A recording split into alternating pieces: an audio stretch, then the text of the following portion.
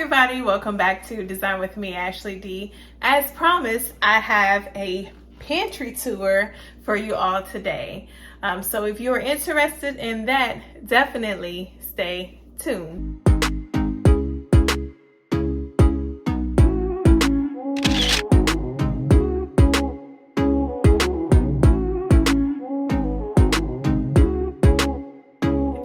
My past videos, I wanted to find a way to level up my pantry and make it not only functional but cute as well, right? I got my inspiration from the Container Store, from this dream pantry, and I made it into a reality with a couple of things from IKEA. So if you're interested in seeing how I got this pantry, I will have the video linked up here in the cards, as well as down in the description bar below to show you how to get this look for less. So have organization tips on how to organize your pantry, where to start, and of course how to cross the finish line when it comes to organizing and having one of those Pinteresty looking pantries that's not only cute but functional. Because that's what we're about on this channel, not only having cute things but also having functioning things as well on this channel. With further ado, let's break into this pantry. All right, so we're starting up at the top left. I have made my pantry into little cubby holes. I absolutely love these cubby holes. It gives me more space to put things and to stack things versus the wire bins that you guys saw in a previous pantry makeover video. I've labeled this Mama Snacks. In the Mama Snack bin, I just have things that I absolutely love. My snacks down in that bin. That doesn't mean that anybody else can't have them, but I just have my own snack bin that I go to. If I put them in the general population, as far as the snacks, these would already be gone. So I have my own little private stash up there. If Corey wants some, he knows exactly where they are in the pantry. But I just have my own. So next up, this is kind of like a miscellaneous storage thing. I have my tier trays down in here. It becomes a pretty big, or this actually builds out into a three-tiered stand or three-tiered tray. Then I have another thermos back here. That big thing, black thing back there in the back. If I could turn this way. Yeah, there we go. But yeah, that's a wine cooler or a wine chiller. So a bottle of wine goes down in there, chilled out of the fridge, and it will keep it cold for quite a few hours. This is a pitcher from IKEA. Just a cute little pitcher. I use these when we are outdoors on our little picnics or barbecues. Eating this again. This again is just a little thermos, little stainless steel thermos. All right, so on to the next side of the pantry. This is my miscellaneous bin. So anything that doesn't fit down in the other bins or just doesn't make the cut for the other categories is in this bin. So it's not much. It's just extra grits that couldn't fit in the grits bowl. This is just some rock salt because Corey makes ice cream. Some white vinegar. Yeah, some white vinegar and some peanut butter. So all of those things just did not fit the other categories or could not fit in their respective spots. So they're here. That's where they live, in this miscellaneous bin. So top right, this is where all of the cereal lives. So all of the boxes of cereal, you know, that I don't want to be seen live here. When the kids' cereal below needs to be refilled, I just come up here to the top shelf, grab a box of cereal, and put it in the container, and you'll see those containers in a few on the other shelves. I have this recipe box full of these recipe cards that I have not used yet, but I plan on using that. That's where that lives, up here. This is just some extra cereal that needs to go down in his jar, but that's just where it's going to live at for right now until I can refill the jar. The next shelf that I want to talk about here is where we house all of our coffee stuff. Our Keurig broke on us. I do not plan on purchasing another Keurig in the future. So I purchased these things to brew our coffee in, and I absolutely love them. The coffee is actually a lot stronger. You can taste wonderful flavor with these things versus the Keurig. Once I've had these, I don't think I'm going back to a Keurig. I purchased all these things from IKEA. If you're interested in them, I will link them down in the description bar below. But that's where all of our coffee utensils live. And right behind the coffee utensils, there's coffee filters, because we do have a regular coffee maker as well, that we do not use at the moment because, like I said, those coffee utensils that I showed you are the bomb, okay? We also have tea filters. We're big tea drinkers. So I did purchase these tea organization bins off of Amazon.com. If you're interested in these, I will link these below as well. I purchased 2 of those because we have a ton of tea. So you can store your tea. I mean, you can store anything in those, but I purchased those to store tea in. We have an extra coffee pot right there. And then I have a special tea that I like that does not come in these fancy bags. It just comes in, that does not come with the, I guess you could say that does not come with the cover or the plastic on them. These actually are just bags. So I keep my tea that I absolutely love in there. I'll probably have some of that tonight. That's the tea and the coffee shelf. The next shelf, my kids are big popcorn eaters. They absolutely love popcorn. So I took one of my old containers and I put the popcorn kernels in there.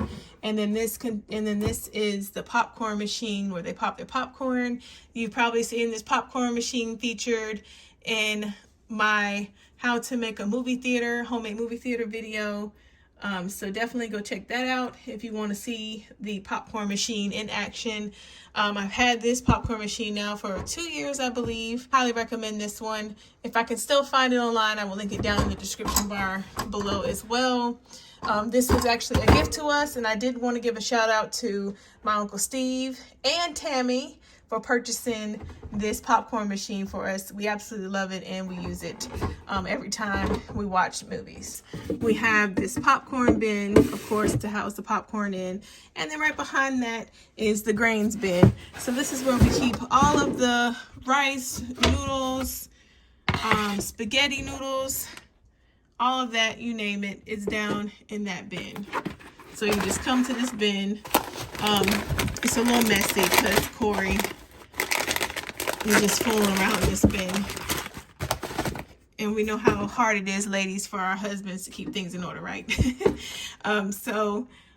This bin, again, houses all the grains. So whatever you need as far as rice and your pastas and everything is going to be down in this bin on this shelf. So next up, like I said, I wanted to have easy access to a lot of the things that I use from day in, day out. My flour, my sugar, y'all can see it's about gone. My sugar, brown sugar, and of course the grits for breakfast in the morning. I purchased that Lazy Susan at Target. It's a Hearth and Hand Lazy Susan. I will link that down in the description bar below if that's available. These jars I purchased with the lids from IKEA. I will link those as well if they're still available down in the description bar below. Remember, like I said again, make sure you label everything. And I don't know if you guys can see there, but there's clear scoops in each jar except for the brown sugar, but each jar there's clear scoops, and I purchased those at the dollar store. You can get 4 of those scoops for $1. Remember, guys, the dollar store is increasing their prices, so what used to be $1 will probably cost $1.25 once this video comes out. So you can get 4 of those scoops for $1.25. That's still a pretty good deal. And I have a little quarter of a shelf here. Right now it's housing water. But once all the water is gone, I plan on having a wine shelf to keep my wine. So next shelf I want to talk about is all of the non-stick cooking. So a lot of the cooking sprays, olive oils. I did put the syrup in here, or just a lot of the oversized bottles are going to be in this bin as well, just because it covers it really well. I also stuck the pancake mix down in there just because it goes along with the syrup. Right behind that, right behind this box takes up most of the shelf, so I have to kind of slide it over. I have extra bottles of Crisco behind this bin right here. So that's all that sits on that shelf. We come down to this next shelf. One thing I love, or one thing I wanted to mention really quick, are these automatic lights that I purchased from Amazon. I absolutely love these lights. They automatically cut on and off with motion, or you can set them to stay on. They also have a charger port for charging, and they do come with the charger cord.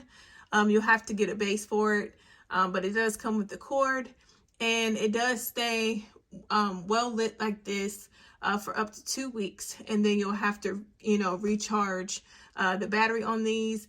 This was a perfect option for myself and my family. I do pull these down, and it just has the little brackets that stay attached via some heavy duty tape that comes with it. And then you just stick the light back up there after you finish charging. Like I said again, this was a simple solution for my family and I. And Corey and I didn't have to spend any extra money trying to get the pantry wired up for lighting. We don't have any lighting in the pantry, but it drove me crazy not being able to see what was on each shelf. And now I'm able to do that. I put all their snacks on this shelf, as well as the cereal that needs to be refilled at the moment. I have 2 other jars, just like the cereal jar. They're totally empty. They need to be refilled. So that's why those aren't in the bin, but all that stuff lives there. The basket again is from the Hearth and Hand collection at Target. If it's still available, I will link it down in the description bar below. And so once you pull this basket off the shelf, there is a bin that contains all of our powdered goods. So confectionery sugar, cakes, biscuits, cornbread, fish fry, all of that lives in the powdered goods bin right there. I do have an extra bit of flour that's sitting on this shelf, as well as some cake flour that couldn't fit down in this box on this shelf.